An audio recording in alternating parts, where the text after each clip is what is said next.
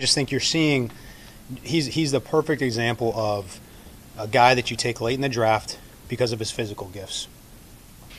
He's got tremendous intelligence, right? So you got a smart guy with physical gifts coming from a small school, entering the big pond, right? And having to figure out what that means and the physicality that comes with that and the consistency that we need out of him to be the passing attack that we want to be. So he makes a jump from year 1 to 2. Now from 2 to 3, you see the confidence. You see the chest out. You see just how he carries himself. Like he believes that he's like those other two guys. And he's making steps to get there. And in a lot of other buildings, he would have the opportunity that a T. Higgins has.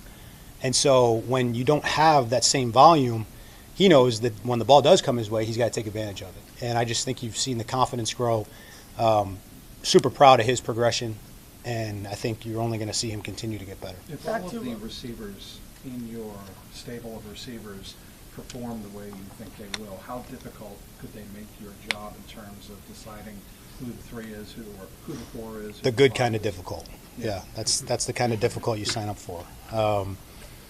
And it's not difficult. It's my job. I mean, that's the job. It's here are the ingredients.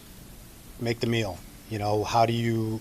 And we got some really good ingredients. So we're gonna find out. We're gonna figure out ways to keep them all involved. That's what the off season's for. That's why we have really smart coaches on staff who have their own areas of specialty, who spend a lot of time working on that, and who bring great ideas to the table. So how different are their skill sets at this point? All the 3 receivers or 4. Well, yeah, I mean, you know, Jamar's Triple Crown winner. He does everything. T is close behind him in terms of his game-changing ability. You guys just look at the stats of how we play when they're both on the field, in terms of a vertical stretch, in terms of the way he can separate from a 6'4" guy that weighs what he weighs and moves the way he moves. Not normal. Dre can do everything, right? We put him in all 3 spots. We ask him to do everything. He does the dirty work. He can also win in man coverage when they decide to double team Jamar and T. We got a winner in Dre, we got a winner in Mike Gesicki, and we got a winner in Chase Brown.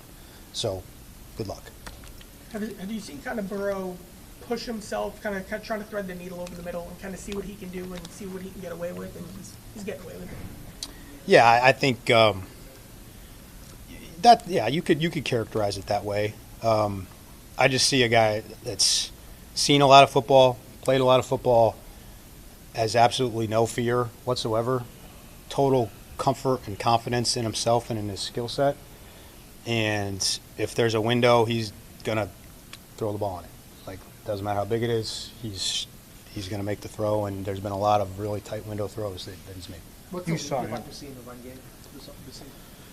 Yeah, I think there's certainly room to grow there. I think we made strides at times last year. You know, I think what we look like that'll kind of work itself out during training camp because there's some different directions that can go without getting too lost in the weeds. We have to continue to be able to take advantage of when teams dedicate resources to stopping the passing attack, i.e. shell coverage and creating, 6 5.5 man boxes. Those are things that we have to be able to take advantage of. So that just means we don't have to do every run scheme in the world. We can make sure our universe is just the right size, rep it over and over and over again, and then just execute consistently up front. And I believe in Chase Brown. I think he's a top 10 back in the league, so I think he'll do the rest. If you can get the backs involved in the pass game as well, how much more dynamic is that? Is that a big focal point for you all this season, is try to see what they can do in the pass game as well? Yeah. I mean, I think, again, like Chase is another guy who kind of fits in the same category as Yoshi. Like the progression's natural. He's got a well-rounded skill set. I think he obviously contributed in that phase a lot last year as well. And so you start to see, well, what else could we do? Where else could we put him? And all along, you have to.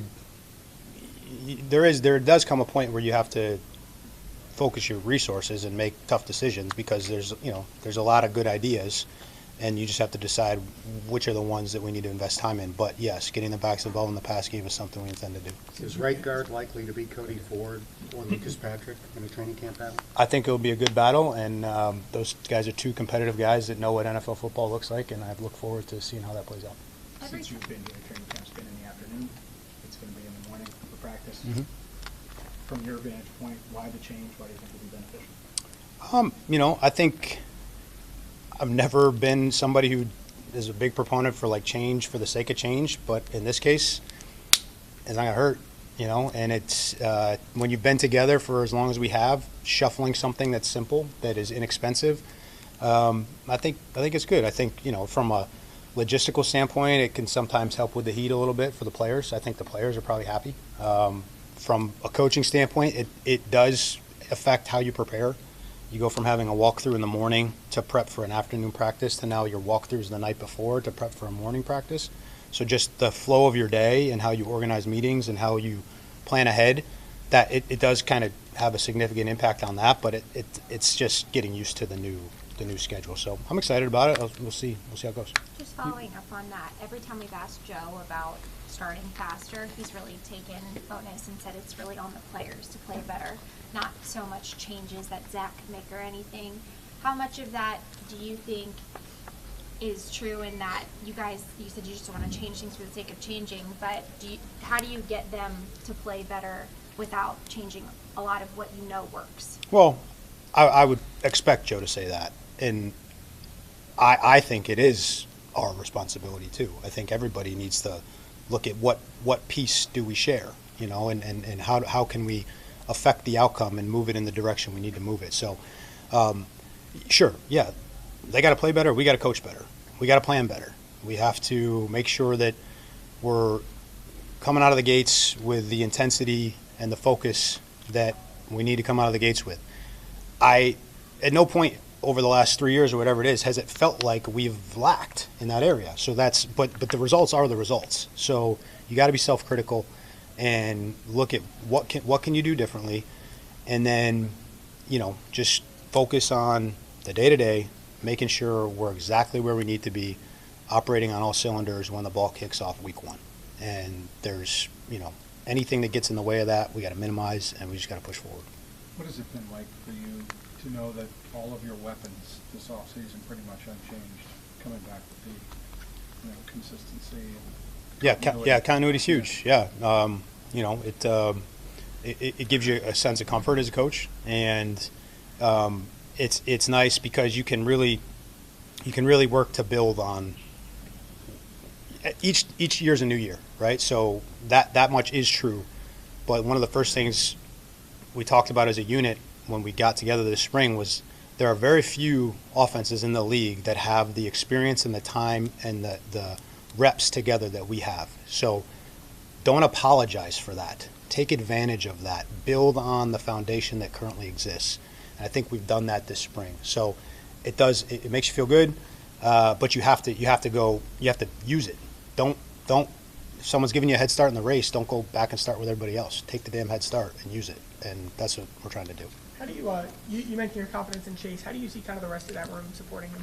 Kind of in the Jamar Chase or Chase Brown? Chase Brown. Chase Brown? Running back there. Yeah. Love having Samaje back in the fold.